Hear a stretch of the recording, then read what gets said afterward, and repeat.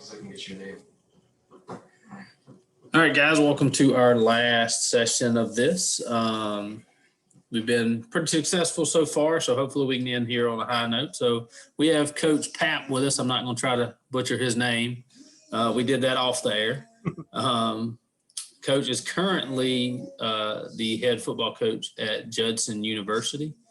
Prior to that, he was a high school coach for a number of years, finishing off at Taft High School in Chicago. So he's going to speak to us a little bit about recruiting.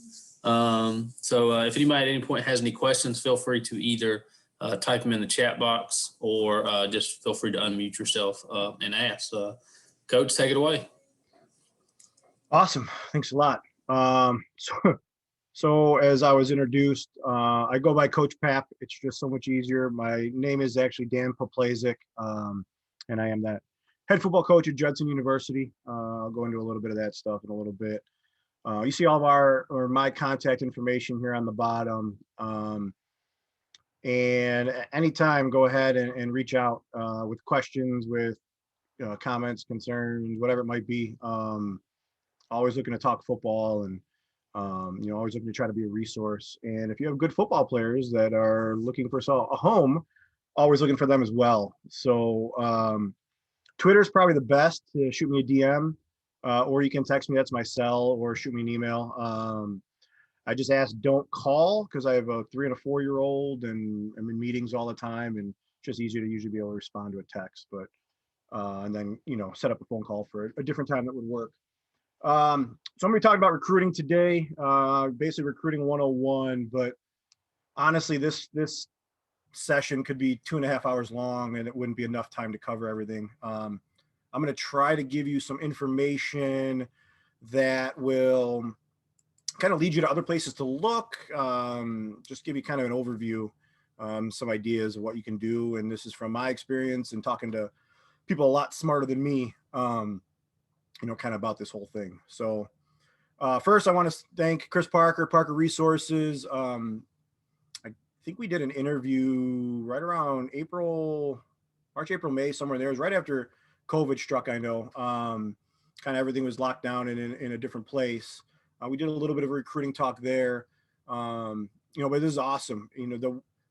As bad as COVID has been and all this, honestly, it's for selfish reasons, it's kind of awesome that all these clinics are now virtual. I get to attend 30 clinics this year instead of, maybe the 5 that are local or 4 that might be local. So, the stuff that Parker Resources have been doing recently is awesome. And it's a great resource. So, thanks to you guys, thanks to everything you guys have done. It's awesome. As Coach said, if you have any questions, shout them. Whatever works best for you, it's fine. I'm not going to be derailed. And I just want to try to help you get something out of this. So if something's not clear, which happens from time to time, then hopefully I can clarify it a little bit. So kind of what the overview of how we're going to break this down is, what to know, just some things that you need to know about, I think, in general ways. And then try to break it down into 3 categories of what the players need to be doing, coaches can do to help, and parents can do to help. Talk about some of the questions to ask, things to do, things not to do. And then finally, just as I said earlier, I'm far from the expert on this. I've been doing it. We've been doing it pretty well, especially during, a pandemic. And, I've been on the other side of it as well as a player and as a high school coach. So I have some kind of knowledge on, a bunch of different sides of it. But there's a lot more people that are out there that have a lot of good ideas that, I encourage you to look into as well. And I'll get into some of that, right at the end. I have some resources for you. So that's something that, just I might tell you something and you might be like, yeah, I don't agree with that. And that's absolutely fine. There's a lot of different ways to do this. This is just trying to be a little bit, kind of a broad strokes on stuff. So Judson football. So we are a Christian university founded in 1963. We are located in Elgin, Illinois, which is about 40 miles west of Chicago, but about 25 minutes or so from O'Hare Airport, which is the major Chicago airport. This is our second year of football, but we have not played in a game yet. So I became the head coach in March, actually the day that the entire school got sent home for COVID. was my first day on the job. I got introduced to the team, had about an hour and a half to meet them, and then everything became Zoom. So that part was a little bit of a struggle, and navigating through the new position, and as a startup program, the sheer amount of things to do is mind-boggling. But we've come a long way, and we're really excited about where we're going and what we've got going on. We had a bunch of games scheduled this fall. None of them happened. Those of you familiar with anything going on in Illinois, we were real lockdown. However, we were the only university in Illinois until the Big Ten decided to come back that was practicing full go. We were in-person learning and still are. So we've had a lot of advantages that a lot of other people didn't have. This spring we'll play 3 JV type games. With everyone playing conference only, we don't join our conference till next fall. And with everyone playing conference only, basically in the spring, those who are playing, it became almost impossible to try to find games. So we just decided to go with an easier schedule just to prepare us, because our first game is going to be September 4th, 2021. And we join our conference, we hit the ground running with an 11-game schedule, and we just need to be prepared. So we had a great spring. Had 22 transfers come in for spring term. Started a few weeks ago.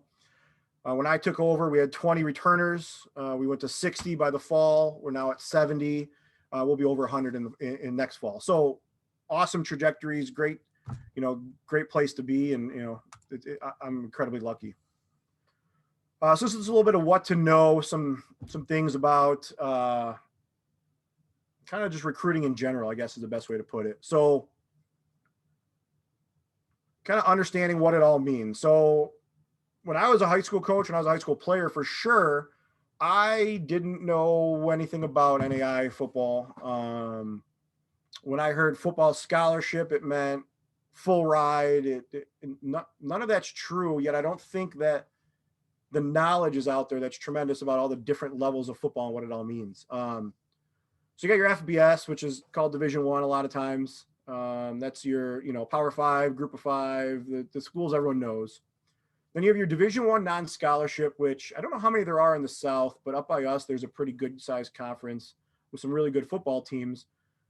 But they are essentially the same as a Division III school in terms that they can't give athletic scholarships. So it's a Division I program, but doesn't do athletic scholarships, so it's different. FCS, which is sometimes called Division I AA, those are the ones that have the playoffs. Schools like North Dakota State, Illinois State has been really good as well recently. So that's the FCS level. Then you have your Division II and then Division III, and that's your NCAA. NAI, that's where we coach. It's just a different governing body than the NCAA. In terms of football talent, I would slot it somewhere between Division II and Division III. The best NAI programs will compete with any Division II program. But the best Division III programs will compete with most NAIA programs. It's kind of how I usually try to describe it. And then you have JUCO. JUCO football is kind of going away, and it's sad. In Illinois, there's only one school left that has junior college football. I know it's different in every state.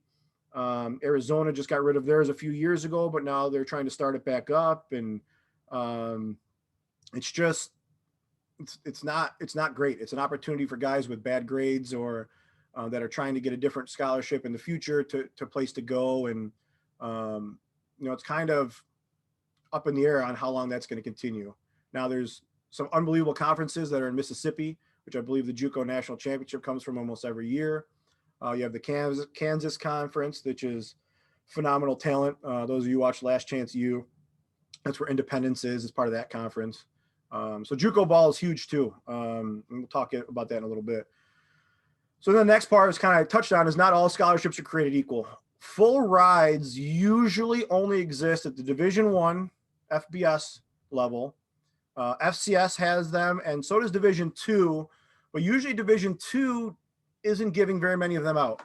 Most Division IIs have 36, or Division IIs are allowed to have 36 scholarships, but not all of them are what they call fully funded. So not all of them have the full 36. And what also happens at the Division II level is, much like NAI, football drives enrollment. And so Division II might have 36 scholarships, but they might wind up chopping up 20 of those scholarships into very small pieces because they want to have rosters of 150, 200 players. So that's something, Division II is usually considered, a better tier than NAIA, and the best players in Division II, sometimes you could say that's true. But the scholarships aren't necessarily that different. And then the next one is the partial, no athletics. So Division II, a lot of them are partial scholarships. Division III, there's no athletic money that is allowed. Yet, depending on the school, depending on where it is, sometimes they'll, I won't say cheat it. Cheat it's the wrong word, but they'll give more academic money than maybe you deserved. So, you had 3.0 GPA and they might give you a few extra $1,000 of academic money because no football money is allowed, or athletics of any kind, really. And then JUCOs are all over the map. So California has, the biggest JUCO league. And if you're from California, you go to school for free, but no one else does. They can't give scholarships. I know the schools in Mississippi can give 8 external scholarships. And I know Kansas has been unlimited, but that rules changes a little bit from time to time too. So usually that is, a much cheaper route to go would be JUCO. And then NAI is, almost always partial scholarships. You can give full scholarships, but the way it works is that you're allowed 24 full scholarships that can play in a season. So you aren't limited to only give out 24. You're just limited to how many can play. And so you wind up usually having that 24 scholarships split up pretty significantly across your team. And better GPA for NAI, the better it is, because people above a 3.0 count as half price and people above a 3.5 count as free in terms of, figuring out that salary cap of played. So that's kind of the scholarship structure. And then there's always the walk-ons. Preferred walk-on is what a lot of people hear. Division I's and FCSs use it all the time. It's a rough way to go. I'm not trying to discourage anyone from doing it, but it's a rough way to go. We got 2 guys on our staff from Nebraska, and they talk about how some of the walk-on guys, they didn't even have the same locker room. They're in a different locker room. And so it's just some stuff to know before you get into it. Like, yeah, I want to go Division I. Well, preferred walk-on is not what a lot of people think it is. And so it's just something, again, questions to ask, when you're being recruited is, if I'm a preferred walk-on, what does that mean? What does my experience look like? That kind of stuff. And so understanding exactly what that means, is good. Next, some more information, the recruiting timelines. So I'm going to skip ahead to the next bullet point. Timelines move up every year. And you hear stories about a 7th grader getting an offer, an 8th grader getting an offer, 6th, 5th grader, whatever, some crazy thing. And I'm not going to get into the arguments about good, bad, whatever it might be. It's just kind of how it is. FBS, this isn't true for every single school, but it's kind of general guidelines. FBS is going to start recruiting people, as early as they possibly can. Like I said, 6th, 7th, 8th grade, freshman year, sophomore year for sure. So if you're a sophomore, that's your film time to really get that Division I offer. And then junior year is when those official offers usually happen for the FBS level, and then the FCS level as well. And then the D2s start to get involved in the junior area, and then some NAIs do. And the better NAIs can sign some guys or get some guys basically quote unquote committed at that time. But most NAIs are doing, are pretty much working for the seniors like most D2 schools are. And then D3 is the same way. So an offer from a D3, which you'll see a lot sometimes on Twitter, is basically a roster spot usually, because they can't give athletic scholarships. So an offer basically becomes a roster spot offer. And those are usually given to seniors only, even though they will recruit you, junior year, with mailers and stuff like that. It's kind of the timeline of most of it. And again, that's rule of thumb stuff. It's not how it is everywhere and at all times. So some of you guys that are at really good schools, you're going to have some of those freshmen recruited early because they're there recruiting those seniors, and the juniors and the sophomores. And if you have a really good guy, that's when you kind of, try to get him in front of them too. So prep schools, I have opinions on prep schools, and I will try to keep them out of this conversation. I will just say, ask a lot of questions. What's the life like? Where do they play? Where do they live? How many people live in a room? What's the structure? Do I have to bring my own equipment? There's a lot of things that you need to ask. And then what are you trying to get out of it? And that's more of, and this isn't to say prep schools are bad. There's a lot of good prep schools and it's good for a lot of people. It's just, there's a lot of not great prep schools either, because it's not a governed body. So, it's kind of the Wild West where there's not a lot of rules. And so figure out what you're trying to get out of it. If you're not a Division I athlete coming out of high school, going to a prep school is not going to make you a Division I athlete. But yes, you could have different opportunities after being at a prep school that you might not have had out of high school. So it's just be aware, ask the questions, and really think about what you're trying to get out of it. And then the next one is expectations and promises of playing time. I remember when I was being recruited, I was all state. I thought I was really good, and I was a good high school player. But you don't realize how much bigger, faster, stronger, and better a 22-year-old man is against an 18-year-old boy, young man that's coming out of high school into college, and the body development that takes place at good programs and with guys that put in the work. And so really ask the questions about what the expectations are for you as a freshman. Are you going to get redshirted? If they're promising playing time, is it realistic? Most likely as a freshman, unless you are otherworldly, you're not going to get very much playing time or any playing time, and you'll just be a scout team person.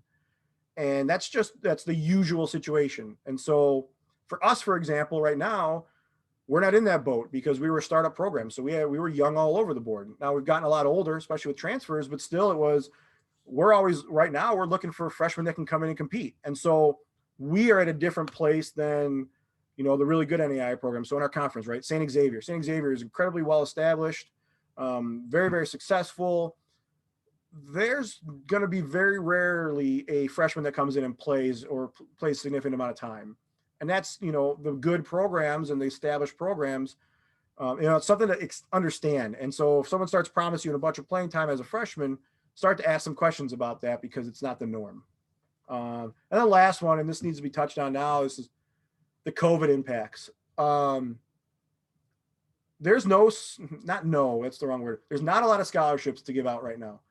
So basically, for those who don't know, NCAA didn't count this year at all. NAI didn't count this year at all. So seniors don't have to graduate. Juniors don't have to become seniors. Sophomores don't have to move up. It's basically a free redshirt year for everybody. And so a lot of people aren't graduating. And so because of that, there's still only 85 scholarships at the FBS level. And then there's the limits at the FCS level and the limits at the D2 level. And then there's usually roster limits at the D3 level. And then the NAI level, there isn't those limits, but you're still limited in who's graduating and how much money you can give out as a school. And so right now, it is a tough time to try to be recruited. It is the worst time to have the D1 or bust mentality, which you shouldn't have anyway, but we'll get into that later. But just be aware of that. If you're trying to wait for a better offer, there's a good chance it's not coming. And you might deserve a better offer. Don't get me wrong. There's a lot of really good football players that are not getting the offers that they would normally get. But it's because COVID has impacted everything. And I've heard other people say it, but I don't think it's talked about enough. I worry more about the graduates of 2022 than the graduates of 2021. And the reason for that is there's going to be a big backlog. There's 3,000 people in the NCAA transfer portal right now, and that grows by 400 plus every month. So that's that many people that are looking for a new home. Plus there's all the 2021 seniors that are graduating this year that don't have a scholarship opportunity or a roster spot at the next level. The junior colleges didn't play most of them in the first half of the year, so they're not playing till the second half of the year. So they're going to get moved, out a half a year. And then you're going to have your 2022 graduates. And so 2022 looks scary to me for 2022 or people that will graduate in 2022. Excuse me. Because there's just this backlog that's happening, and I don't see how that backlog goes away in a quick fashion. So again, this isn't to scare anyone. This is just, don't wait out for the better offer. Listen to everyone at any level, even if you think you're a Division I FCS level and a Division II or an NAI comes along.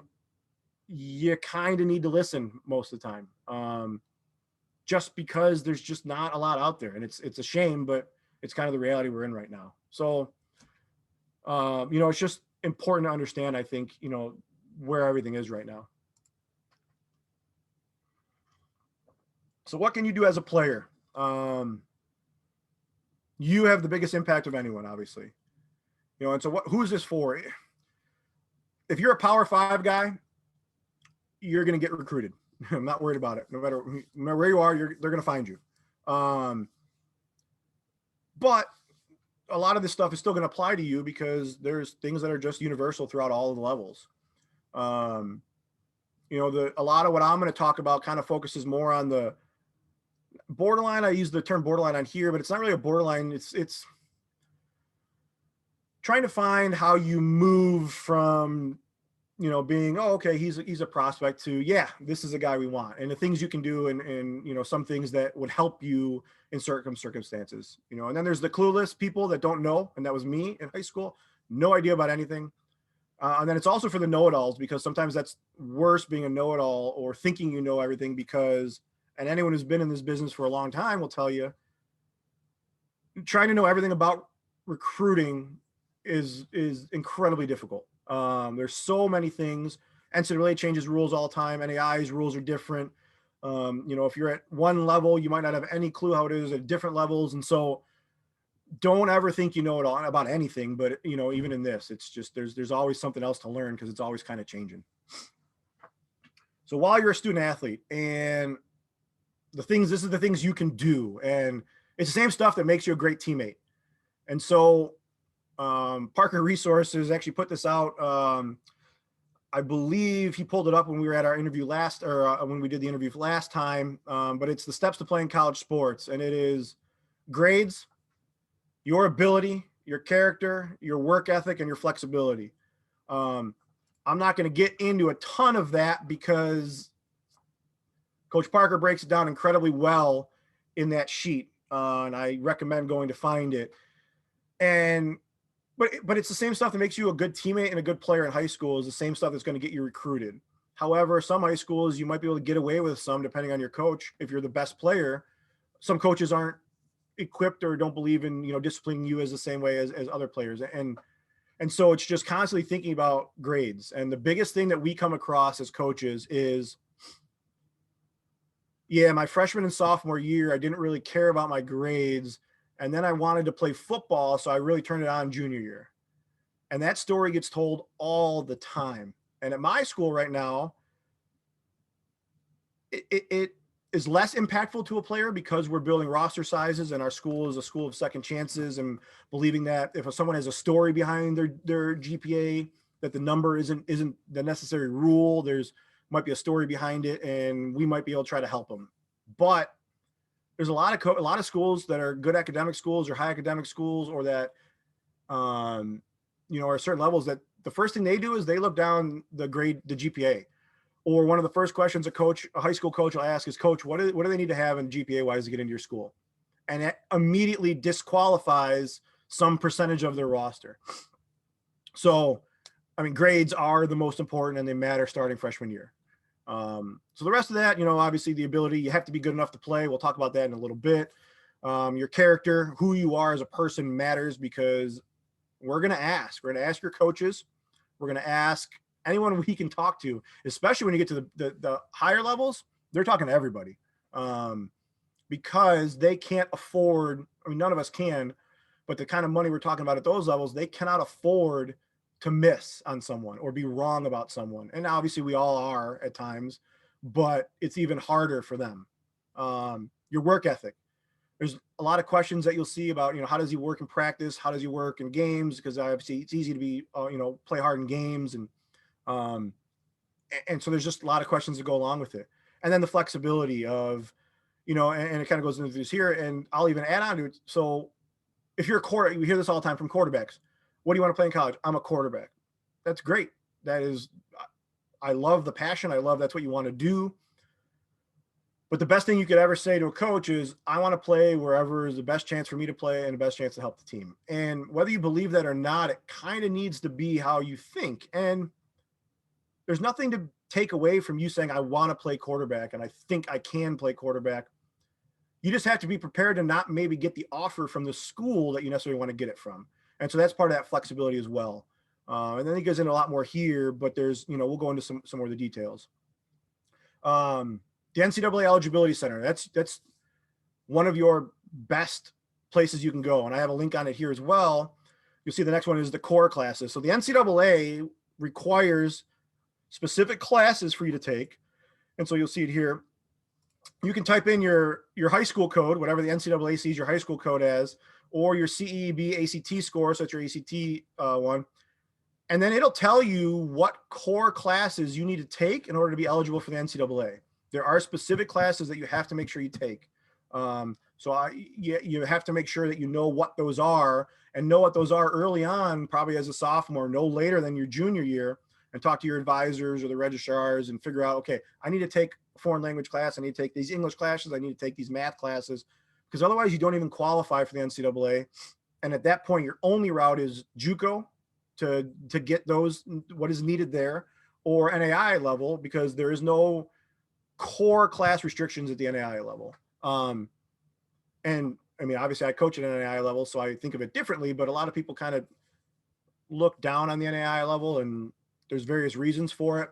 I don't think you should, but you don't, and this is what I try to tell our guys all the time, don't limit yourself.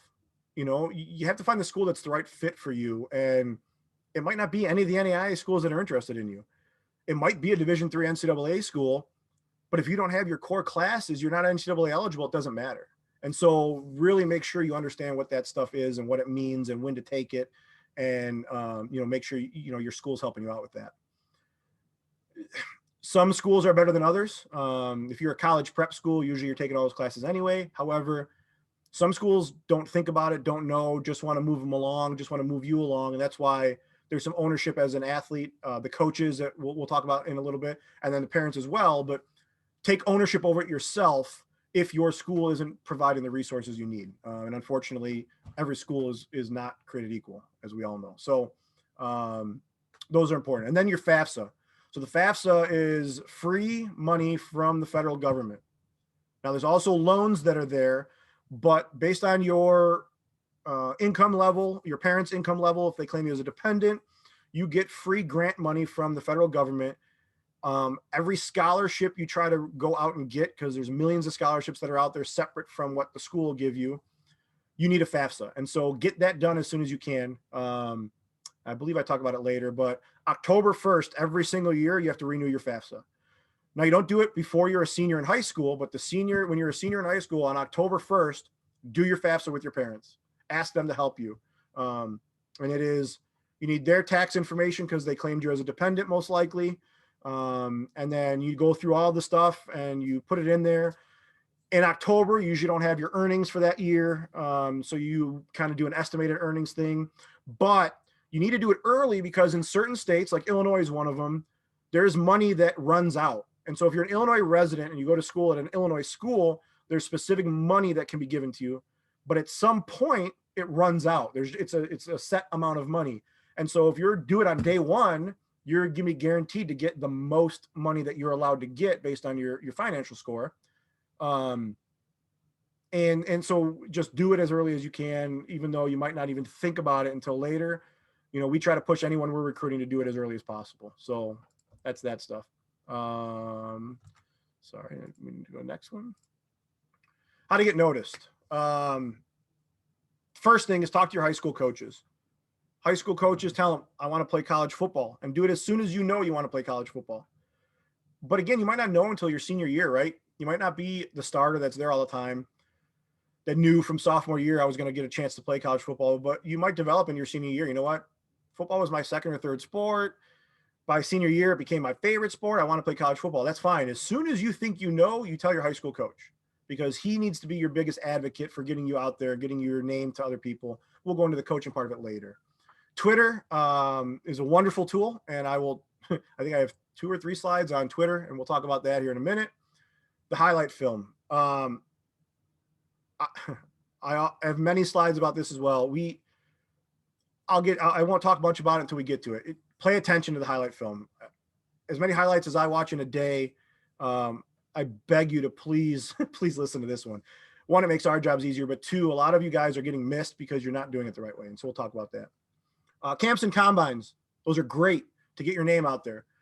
A lot of times for us, we'll go to them just because we want the list of names of guys that went there. Understand what they are and what they mean, though. So most colleges, most major colleges for sure, have a junior day and senior day, and some even younger, camp. And they charge most people.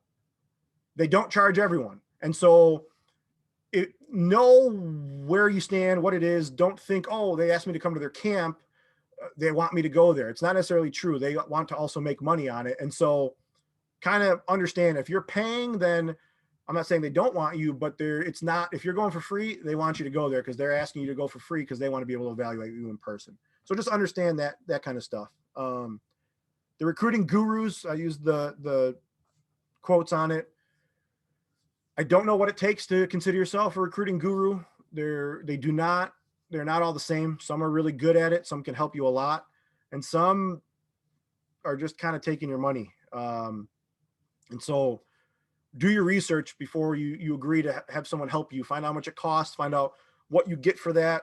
Ask if you can talk to other players that they might have helped that can, kind of guide you as to understand what you're buying, because you're essentially buying something from someone, and you don't want to waste that money. NCSA, and this might get me blacklisted from places, please don't pay money to NCSA or other sites. I know there's a bunch of them. I don't know all of them. I'm not familiar with all of them. I don't know how other schools do it. Honestly, that's not where we're going to find guys. It's just not. We have usually enough resources to do it. But again, if you want to, that's okay. Just be aware that's not something that us in particular and most people I know are really using. So just be aware of that. Prepare yourself. So this is, you're now in the recruiting season. You have to figure out exactly what you're doing. And so some of this stuff, and this is just a little of them, a little of the things, but know what you want. Know what you want in a school. So if you want to go to a big school, you might have to decide, I'm not going to play football, or I want to go to a big school because I want a big school experience. I need to be a walk-on. I'm not going to get a scholarship. I might not be that talented. Or if you want to go D1 and that's what you're going to hold out for, and that's going to be what you wait for a scholarship offer for, that's okay. But just know where you want, what you want, where you stand. It's important to know, because if you don't know, you're going to spin your wheels a lot without, kind of going where you want to go. It's the whole idea of setting goals, right? I have a list of questions. So this is incredibly important. And these are to ask the coaches, the faculty, or admissions people when you go there on a visit, or when you call, or when they talk to you. Talk to players on the team as much as you can. I mean, through social media, you guys can get a hold of anyone at this point. So do that. Some other things, what do you do on offense or defense? Where do you see me as a player? How many people are at my position and what are their ages? It's good and important to know. So if I'm telling you, I think you can come in and play as a freshman, and then you ask me how many people are in my position, I tell you 12, and they're all sophomore and juniors. Well, you know that most likely, unless you're, again, dynamite, most likely you're going to wind up sitting behind some people. And so it's just ask the question so you understand, where you kind of stack up.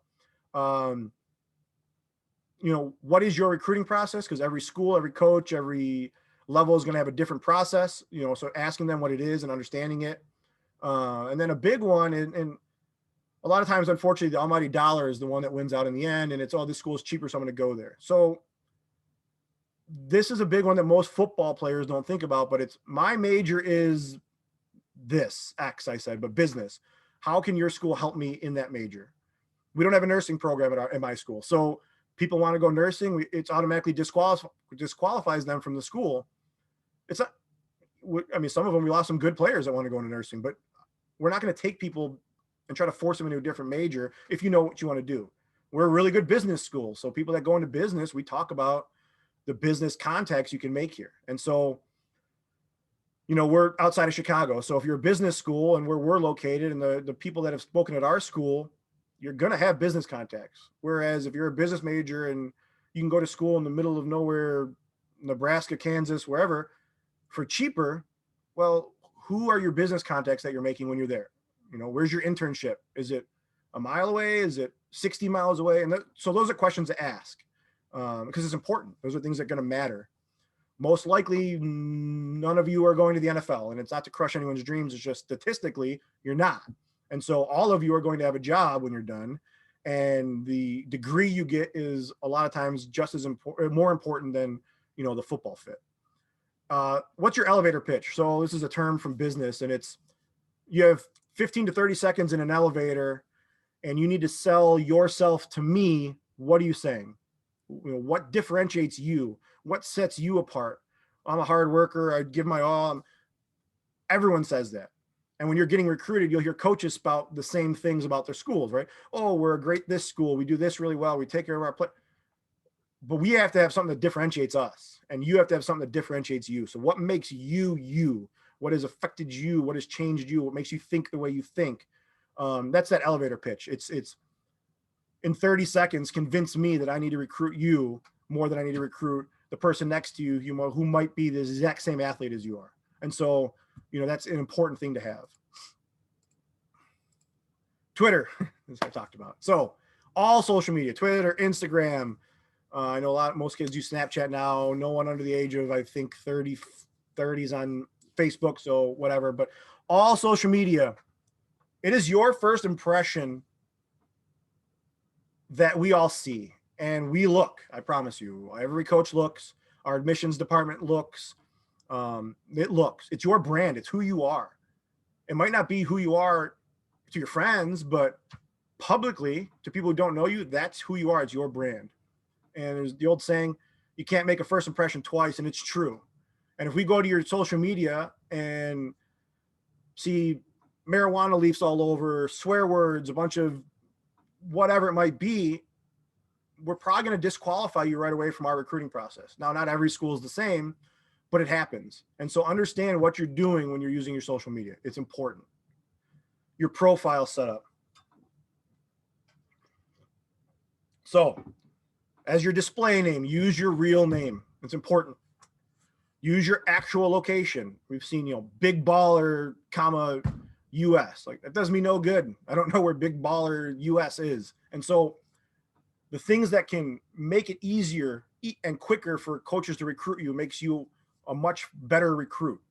And so in your description, have your high school, your height and weight, make sure it's accurate, your position, your phone number, your email address, any notable accomplishments that you have, a link to your current highlight film. And we'll talk about highlight film. But a lot of guys especially won't update that. And so they'll have their sophomore or junior highlights on there. Now, we know how to click through it. It's just annoying.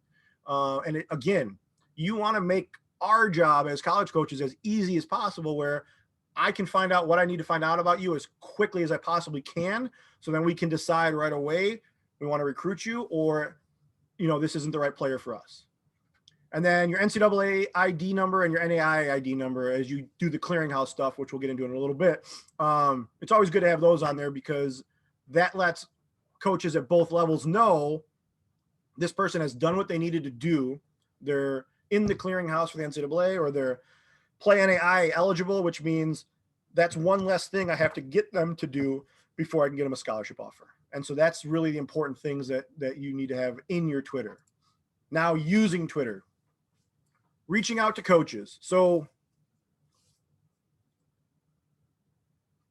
this is, I'll try to explain this in the best way possible. Aggressive is good, annoying is bad, is what I wrote on there, and it's true. So aggressively trying to get in front of me or whoever you want to be recruited by is good. Like, I might not notice you the first time because I'm getting inundated with a lot. However, I might notice you the second or third time, or I might be concentrating on spring transfers right now, but if you hit me up again in a month, I might be, I'm on to fall, or I'm on to, high schoolers. Yes. No. Okay. Johnny reached out again. Okay. Oh yeah. Johnny reached out before. I didn't notice it. Now I've seen him. Annoying is bad. So there are certain people that will go onto Twitter. They'll follow all these coaches. A coach posts anything on Twitter, and it could be something such as beautiful day today and a picture of the sunrise. They woke up early, and they reply with their Twitter bio, Bill Simpson, and I'm a guard, and I'm blah, blah, blah, just looking for a chance. And here's that I don't think will ever get you recruited. And that's just maybe it's just me personally, but there's better ways to do it. And coaches are asking when they need people in front of them, right? Hey, we're looking for offensive linemen, drop your links here. Or, hey, we're looking for 21 ballers, whoever's unsigned. Those are the ones to respond to, not, oh, I had a great day with my daughter today and we went, snorkeling. Hey, coach, here's my film, blah, blah, blah. That's not, we all have lives too. And it's just kind of a level of annoying. And again, it goes back to the be easy to recruit. We get a lot of requests. We get a lot of people reaching out. And so being easy to recruit differentiates you. It makes you, we notice. Be realistic. What level are you? You were D1 most likely the day you were conceived. Either you were or you weren't. 99.9% of it's genetics. Good luck, bad luck, flip of a coin, however the old school Punnett squares, be realistic and think about who you're targeting. I've been grouped in some interesting ones. So there'll be, hey coach, just looking for a chance at Dabo Sweeney, at Nick Saban, at Coach Pap Judson U. Like, thanks guys, but I'm not there. If you think you're going to be recruited by Clemson and Alabama and then Judson, you're way off on one of them. And so it's just be realistic and also know who you're targeting. Every school has a coach for your area or a specific coach, and almost never is it the head coach. Now it's a little different at our level, at the NAI level, Division III levels, but it's almost never the head coach that you want to go after. At Nick Saban, and I don't know this for sure, I'm going to go out on a limb and say Nick Saban has never once tweeted something himself. Has never gone out on his Twitter and tweeted something. And so going to at Nick Saban isn't going to get Nick Saban to notice you. Nick Saban's people will notice you if you're Alabama material. Adding him or Dabo Sweeney isn't going to get you to Clemson or Alabama. So it's just be realistic and know who you're targeting, and group people together. If you think you're a Division I level, don't throw in an NAI, Division II, or Division III coach in there. It just doesn't make any sense, and we laugh about it, unfortunately, and because it happens so often. Expectation of responses. So you deserve, I'm not saying you don't, you deserve to be responded to in a manner that's quick. However, it doesn't happen all the time, especially during the turnover season of when coaches are coming and going and know what the time of the year is. So during the season, during, day before a game, the day of a game, you're not going to get a response. And so if you reach out that day, there's a good chance you're going to get lost in the weekend shuffle of preparing for the game, moving on to scouting for the next game, preparing the next practice week. And then all of a sudden it's Tuesday. You've gotten then as the head coach or the position coach, 55 other contacts, and yours just got buried. And so it's understand the time of the year, the day of the week, that kind of stuff. And then understand what level of coach you're trying to reach out to. So you can at me or you can DM me, and I will most likely get back to you, but I don't know how quickly. And it all depends on, again, where we're at in the year and how many guys I'm currently talking to. But if you DM one or at one of my assistant coaches, they're probably going to get back to you a lot quicker than I can. And it's just because they have a different level of responsibility on their plates. And so it's that understanding that is important. And this next one, open your DMs, right? Don't make them private. Because if I have to follow you and then wait for you to follow me back to then send you a DM, it could be anywhere from 1 minute to 6 days, 7 days, whatever. And either I might have moved on because I had to, or I might have moved on because I got busy. And then unfortunately your name might fall to the bottom of the list and I might forget about you. And it's not, again, that we didn't want to recruit you. It's that I tried, couldn't get in touch with you in an easy way. You didn't have any of the other stuff listed, like your phone number or any of that. And it just kind of stops the process. So open your DMs, they don't need to be private if you want to have, if you want to be recruited. The highlight film. This is a big one, and I know I'm running out of time, so I apologize. Tell me when you need to kick me off, coach. You need to have two different films. Have your personal highlight film, which is awesome. Have it. Maybe it's every catch you've ever had, every run you've ever had. Have that. That's cool to have for the rest of your life. I can tell you that because I'm an old man now who has my highlight film, and from time to time when I'm feeling nostalgic, I'll go back and watch my highlight film and remember the fun times I had in high school. But that can't be your recruiting film. And it have to be different. And there's a bunch of reasons why, and I'll kind of go through them. Don't make it sequential. your first game might not have been your best game, or the first catch of the first game might not have been your best catch. Your best plays have to be first. They have to be. There's times where I can only watch 3 to 5 plays for a specific recruit or at a specific time, and I'm not even close to as busy as some of these guys. So if in those 3 to 5 plays, I don't know if you're good enough for a scholarship offer, there's a good chance I have to move on and move to the next person.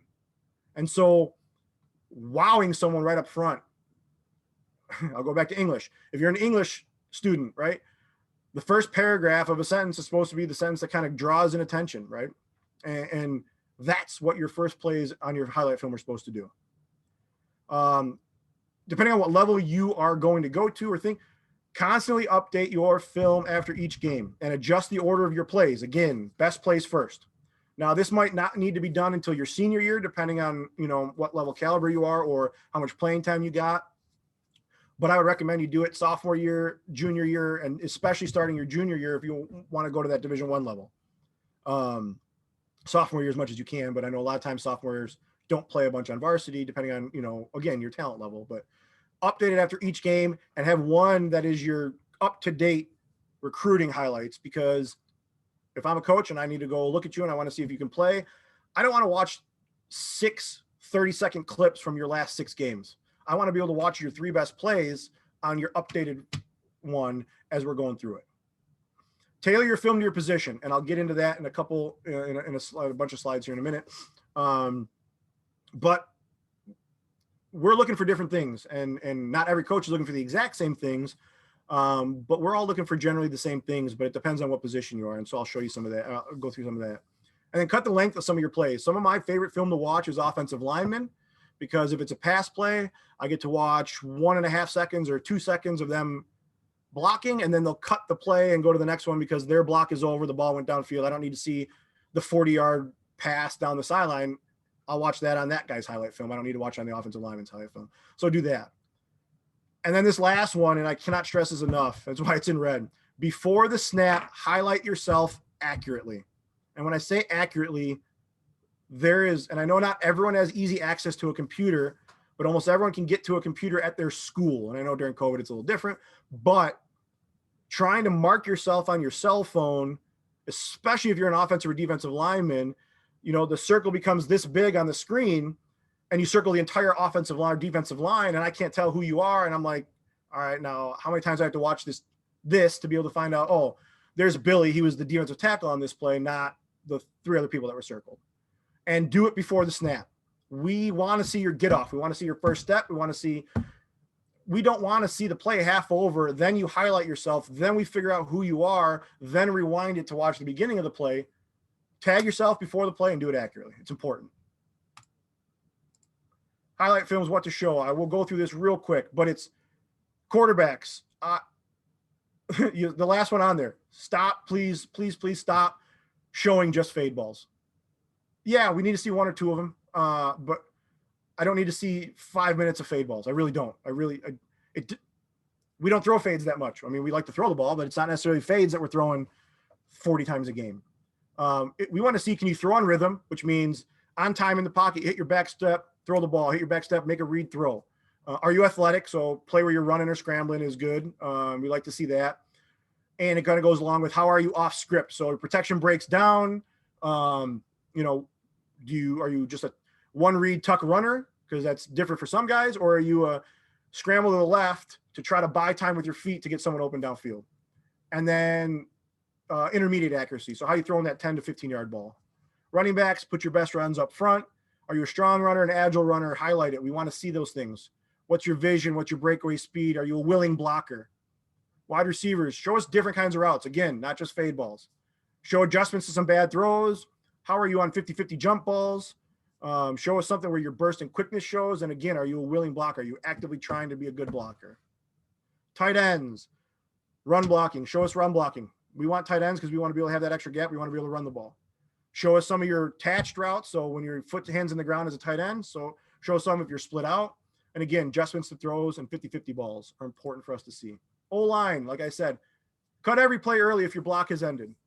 You are the hardest to see, as I said, so make sure you're accurate in your marking and show us some different blocks. give us some pass blocking, give us some down blocks, give us some zone blocks, some downfield blocks, some pull blocks, finishing blocks, the pancakes. And then the last one is, I don't know where this pandemic, or excuse me, it's the wrong word, where this new thing has come from of everyone wants to show their hip toss. So I get into a guy and then I take him and I literally hold him and throw him to the ground, and that's a pancake block. No, that's a hold, and we're going to get that called at our level.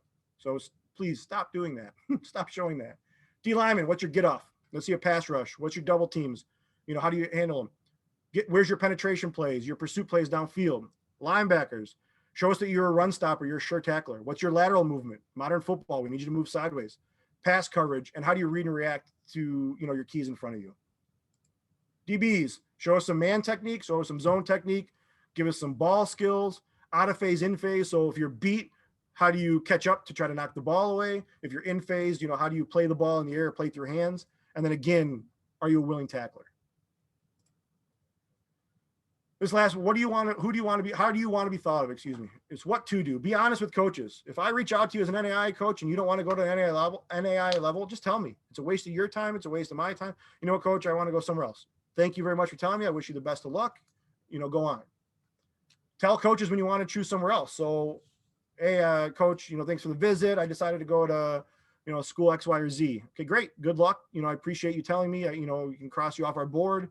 Good luck. I hope the best for you. Respect any coach that's willing to reach out to you. You're not bigger than anyone. And I get into this on the next side, but that coach that you might be bigger than that NAIA school, well, he might be a Division I outside linebackers coach next year. And you might be an outside linebacker that might be looking for a new place to go. So don't big time anyone is part of what not to do. And then the other last what to do is ask the tough questions. How much money is in it? When's my offer coming? Is this committable? All those things are important. What not to do? Big time anyone, like I said, believe your own hype. I put 7-on-7 coaches. This isn't a slight against them. Some of them are great, but sometimes they have to kind of hype you up to tell you they're going to get you D1. I don't know any college coach that's recruiting off a 7-on-7 film. Don't ghost coaches. So if you're talking to a coach, and don't just stop talking to him. Just tell him, you know what, coach, I'm sorry, I decided to go elsewhere. Great, done, awesome. Don't assume anything. And so ask the questions. Don't assume your offer is for the full ride or it's this amount or whatever. Don't be an offer collector. Don't just collect an offer to collect it and be able to post on Twitter. I've got 46 offers. Look at me. And then don't be a D1 or bust guy, especially this year into next year as COVID has affected everything. As a coach, and I know we're real late on time, but I'll try to go through this quickly. Educate yourselves. If you're watching this, then obviously you're doing some education of yourself. Ask as many questions as you can. Provide knowledge and guidance. Don't necessarily say, you should go here, but give them reasons why one might be better than another or how to go through the process. Be truthful with your players, their parents, and college coaches. So tell a player and their parents what level you think they are because of your experience. And with the college coaches, don't lie about a kid just to get him placed, because what happens a lot of times is if you tell me a kid's a really good character kid, turns out that he's not and he wasn't in high school and he comes to our school, there's a good chance that I won't believe you on the next 10 kids I want to recruit from your school.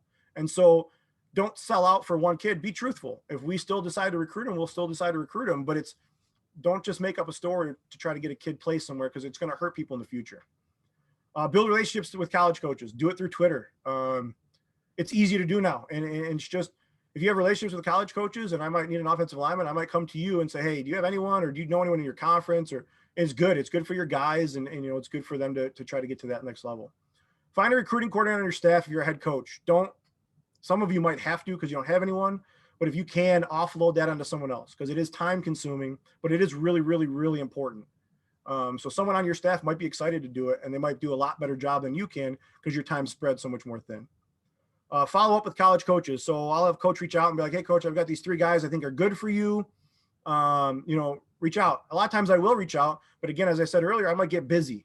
And so when I get busy, I might forget to reach out to Billy for a couple weeks or a month. So follow back with some of these guys and say, hey, coach, I know you're talking to Johnny. How's that going? It might be like, you know what, Johnny said no thanks, or it's great. Thanks for putting us on to him. Or it might be, you know what, I dropped the ball. I haven't reached out to Johnny in a while. Thanks for reminding me. Let me go reach out to him. This next one is look to the Georgia FRE recruiting fair and the Gwinnett County, what they do.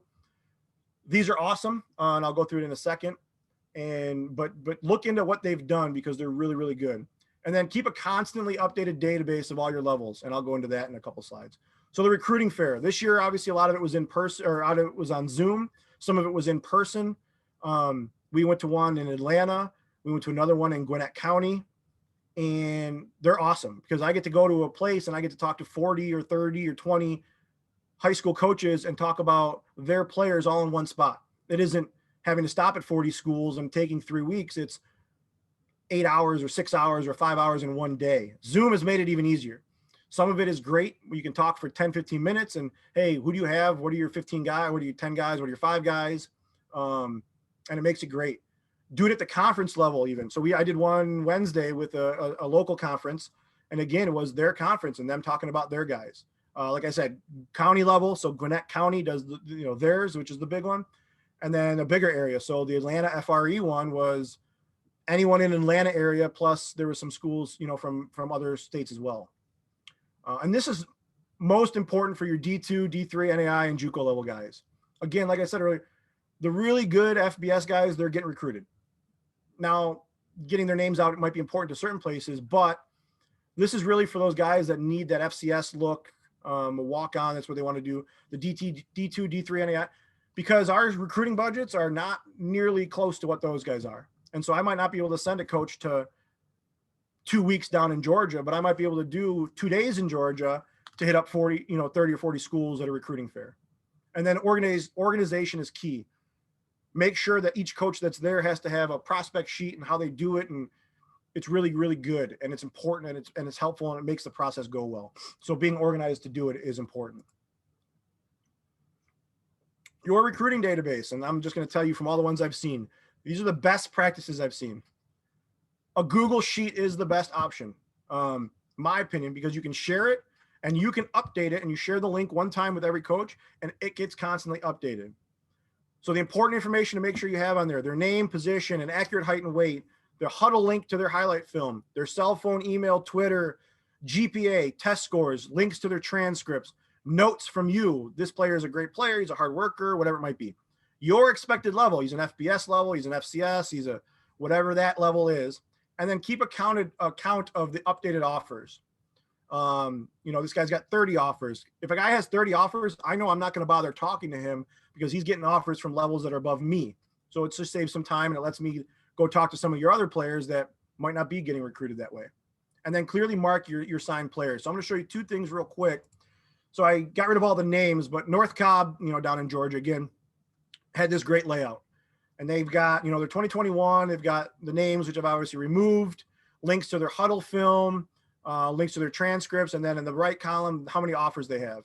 And these 2 are committed and signed. So those guys, are doing, going to that level. Then they have their 2022s, 2023s, and 2024s all on the same sheet. And so obviously I copied this just to be able to show you. I wanted to remove names. They have a contact of their head coach, whoever their recruiting coordinator is. So as a coach, I know I like, line 15, I like, George's film. I can go reach out to John Smith and say, I like George's film. What can you tell me about him? And I have all the relevant information, here. And so this is great because I have to share it with you one time. And then as soon as I update it every single time, like if their huddle film changes or their height gets bigger or their email or phone number changes or their offers go up or they sign, you don't have to send it out to everyone again. The link's already done. And so that's no matter what you do, that is something I really, really, really recommend. Story of the season. I'll show you this real quick. So Story of the Season is a company that does different things and takes you and can kind of follow your season and basically make it a magazine, which I think is really cool. I haven't done that part of it, but I've seen these recruiting profiles. And so St. Charles North, coach said I could use this. They put this one together and it has the coach's information, the coach's name, who's in here as a profile recruiting. And then you get to an actual person, and Carmine has, an updated film up here. It's got his information, a picture of him, his numbers, his year, some notes from the coach, all the contact information here. And he's got one for all the different players.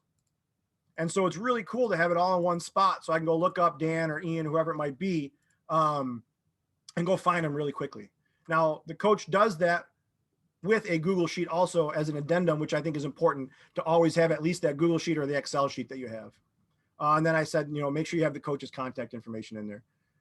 Worst practices, and it's not even that it's that bad. I mean, nothing is the worst. Please don't have nothing. Find a way to market your guys. You ask them to put their blood, sweat, and tears on the line for you. The least, and I know you're doing a lot for them, but I mean, the least you can do is try to help them get to college. That's the worst thing you do. But then the other things, just for ease for us, PDF files make it difficult. I can't copy and paste anything out of a PDF file easily. So I have to do a lot of maneuvering, and it's a lot of manual hand typing if I want to move some people's information over. So I try to recommend not to that. Don't make it hard to navigate just so it looks cool. Again, for the same reason is it gets clunky and hard for us to efficiently and quickly work through. And then make sure you try to get updated information from your guys. And I know sometimes that's hard, especially, the different levels, but if the phone number changes, if they don't have a phone number, but they get one, or get a Twitter, or try to keep that, updated, or encourage them to do those things so that we have ways to get in touch with them. As a parent, educate yourselves same way as the coaches. Same thing, right? There's a lot out there, and just try to know what you're getting into. Providing the knowledge and guidance, like the coaches again, try to let your child make the decision, but really try to steer them in the direction that is best for them. You guys will know often a lot of times better than the kids will, what feels wrong or something like that. Be truthful with yourself and your kids. When your kid is a D1 athlete, everybody in the stadium knows it. So it's okay for your kid not to be a D1 athlete. And that's important for them to understand as well. Not everyone's a D1 athlete. A lot of it, like I said, it's all genetics for most part. And there's some hard work and choices, but wherever they can go, whatever level it is, and listen to your coaching staff of your guys, they're going to be the most honest with you, and try to support your kid in that as much as you can. If he's a Division III level football player, but wants to play football and he likes it, and he's going to encourage the heck out of him to go play Division III football. Don't make him feel bad that Billy down the street's a Division I level football player and he's not.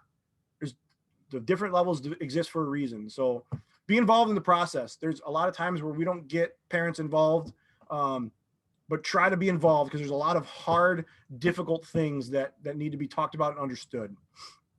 Try to get on the phone with the coaches that are recruiting your child. We try to get on the phone with parents as much as we can, because you're going to ask a lot different questions than your kids are, and you're also going to understand things a lot better than they can when it comes to finances and that kind of stuff.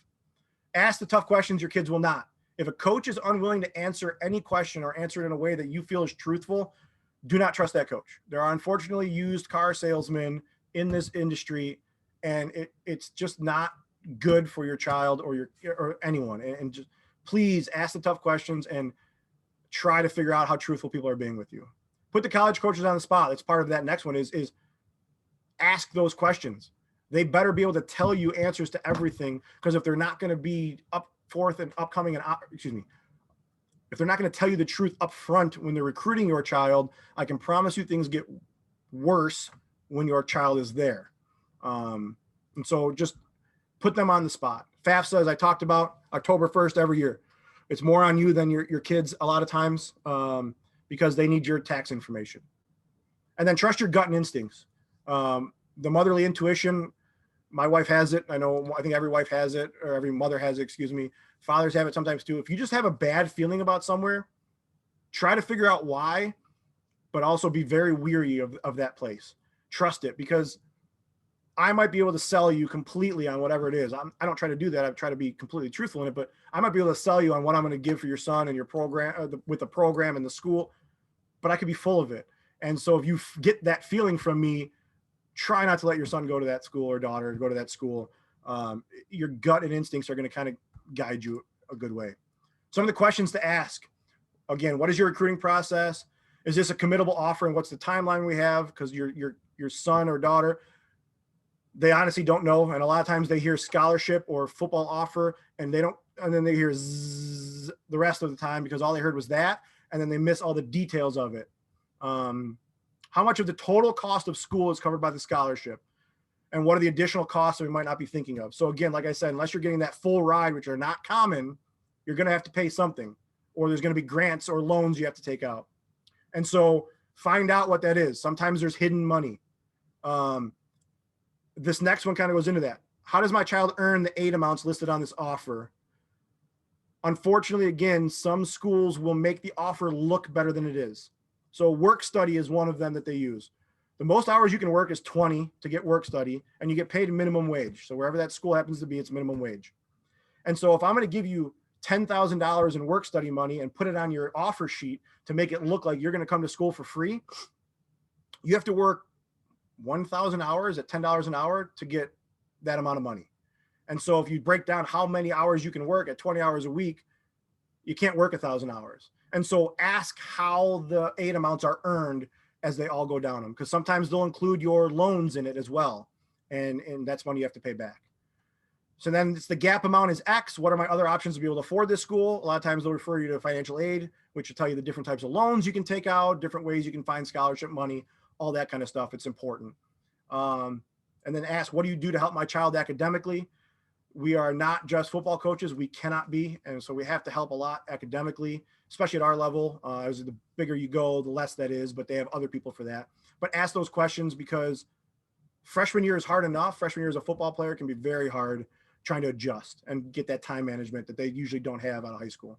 And then how many players on your roster? So if a team's carrying 250 and I'm telling you that I'm invested in each kid's life and I know all about them, and there's 250 people on the roster, that's impossible. It's not, you can't do it. And so just kind of understanding that, because it'll give you kind of some of those red flags of this might not be the full truth. Useful resources is kind of the end of it. Use me, as I said. Email me, Twitter, text me, whatever it might be. I'll help you however I can. Parker Resource, I talked about earlier, the stuff that you guys do there is great.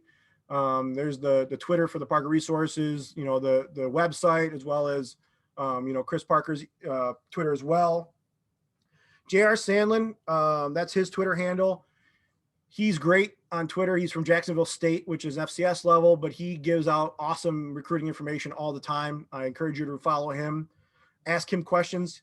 He'll do like, hey, ask me anything days, and those are really, really good to have as well. And then go through the NCAA Eligibility Center. That's the website there, and the NAI Eligibility Center, because understanding how you are going to get eligible and what you need to do in order to get there is important. And so those are kind of the resources, that can help you out. So that's everything. I know I went way over time. I apologize for that. Here's all my contact information again. Again, as I said, this could have been a 2.5 hour talk. I know it talks fast, so I know there'll be a recording of this. And, if you need to ask me any questions through it, or, reach out, and, we'll go ahead and get that done. Yeah, Coach, that was great. Yeah, it was. That was really good. A lot of useful information. We're all about some real talk, and that was some real talk. Shoot, sorry, Coach, I can't hear you. 1 second.